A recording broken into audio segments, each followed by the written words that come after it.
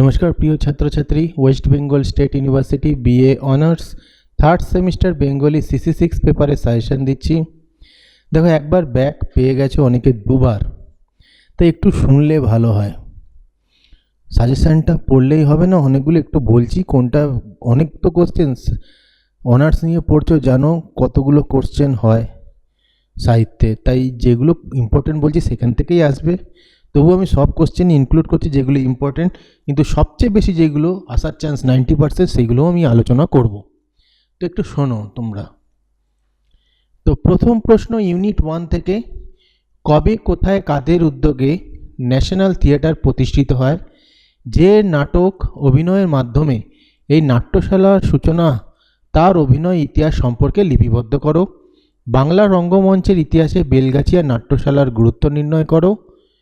আমি একটা চ্যাপ্টারের কোশ্চেনটা শেষ হোক একটা ইউনিটের, তারপরে তার সবচেয়ে গুরুত্বপূর্ণটা বলবো। আগে প্রশ্নগুলো বলে নিচ্ছি, অনেকেই পুরোটা পড়ে তাই জন্য। জোড়াসাঁকো নাট্যশালা কবে প্রতিষ্ঠিত হয়? কমিটি অফ 5-এ কারা ছিলেন? এই থিয়েটারে যে নাটক অভিনীত হয়েছিল সেগুলির অভিনয় বৃত্তান্ত লেখো। অথবা ঠাকুরবাড়ির জোড়াসাঁকো থিয়েটারে কমিটি অফ 5 কারা ছিলেন? এই নাট্যশালার অভিনীত নাটকগুলি সম্পর্কে সংক্ষেপে আলোচনা করো। লেবেডফের বেঙ্গলি থিয়েটার সম্পর্কে বিস্তারিত তথ্য প্রদান করো। অথবা বাংলা রঙ্গমঞ্চের ইতিহাসে লেবেডফ ও বেঙ্গলি থিয়েটারের গুরুত্ব নির্ণয় করো। বাংলা নাট্যমঞ্চের ইতিহাসে বাগবাজার অ্যামেচার থিয়েটারের গুরুত্ব আলোচনা করো। নবীন বসু শ্যামবাজার নাট্যশালার ভূমিকা রঙ্গমঞ্চের ইতিহাসে কতখানি গুরুত্বপূর্ণ তা বিশ্লেষণ করো। রইল 6টা পড়লে তো কনফার্ম দুখানা কোশ্চেন কমন পাচ্ছ, যার মধ্যে একটা তোমাদের করতে হবে।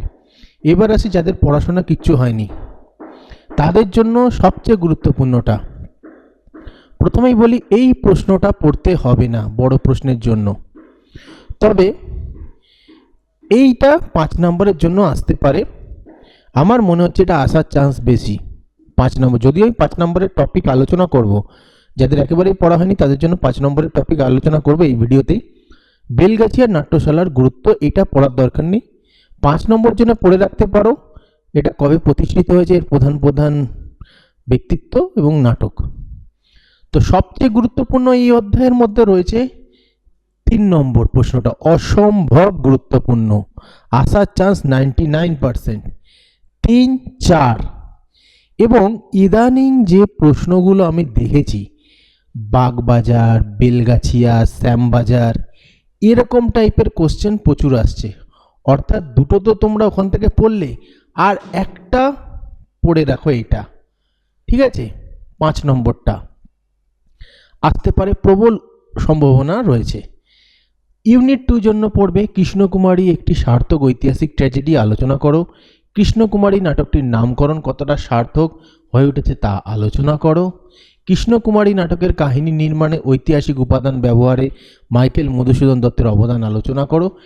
নিষ্ক্রিয় নায়ক হিসেবে সমালোচিত হলেও ভীমসিংহ কৃষ্ণকুমারী নাটকের কেন্দ্রীয় চরিত্র। কৃষ্ণকুমারী নাটকের নায়িকা হিসেবে কৃষ্ণকুমারী চরিত্রটি আলোচনা করো। এখানে 5, 4, 3 গুরুত্বপূর্ণ। এবার আসি 1 নম্বরের প্রশ্ন, কৃষ্ণকুমারী একটি সার্থক ঐতিহাসিক ট্র্যাজেডি আলোচনা করো। এখানে ট্র্যাজেডির দিকগুলো তুলে ধরা হবে, তাই তো? সেইটাই কিন্তু ঐতিহাসিক উপাদান ব্যবহার করায় এই কোশ্চেনটার সাথে কিন্তু প্রায় 80% সিমিলারিটি পাবে। এবার নামকরণের সার্থকতা কি হয়? বিষয়বস্তুর ওপর নামকরণ ডিপেন্ড করে, বা যে চরিত্র আছে তার ওপর নামকরণ ডিপেন্ড করে। তো আমরা যখন ঐতিহাসিক ট্র্যাজেডি আমরা আলোচনা করব, সেই সময় তার বিষয়বস্তু চলে আসবে, বিষয়বস্তুর মধ্যে তার চরিত্র সম্বন্ধে চলে আসবে, এবং সেই প্রশ্নগুলো যদি আমাদের জানা থাকে তাহলে অবশ্যই নামকরণের সার্থক অবশ্যই জানবে। অর্থাৎ সেই হিসাবেও দেখতে গেলে 3 নম্বর প্রশ্নটা খুবই গুরুত্বপূর্ণ। তাহলে কি কি গুরুত্বপূর্ণ? 3, 4, 5 গুরুত্বপূর্ণ প্রশ্ন রয়েছে ইউনিট 2-তে। ইউনিট 3-তে রাজা নাটকের উৎস কি? এই নাটকের অভিনয়যোগ্য সংস্করণের নাম কি? এই নাটকের শ্রেণীরূপ বিচার করো। অথবা রবীন্দ্রনাথ ঠাকুর রচিত রাজা কোন শ্রেণীর নাটক তা আলোচনা করো। রাজা নাটকের সুদর্শনা ও সুরঙ্গমা চরিত্র দুটি তুলনামূলক আলোচনা করো।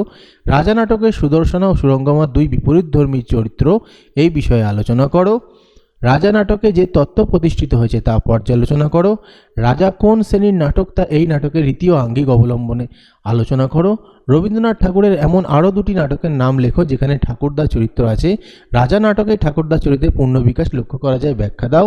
রাজা নাটকের কাহিনী গড়ে উঠেছে বৌদ্ধ জাতকের অন্তর্গত কুশাবতান এর কাহিনী কাঠামোকে অবলম্বন করে।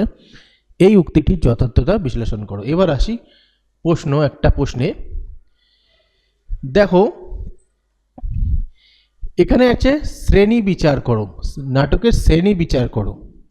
1 নম্বর প্রশ্ন অসম্ভব গুরুত্বপূর্ণ, আসার চান্স প্রবল রয়েছে 1 নম্বর, এবং সাথে দেখো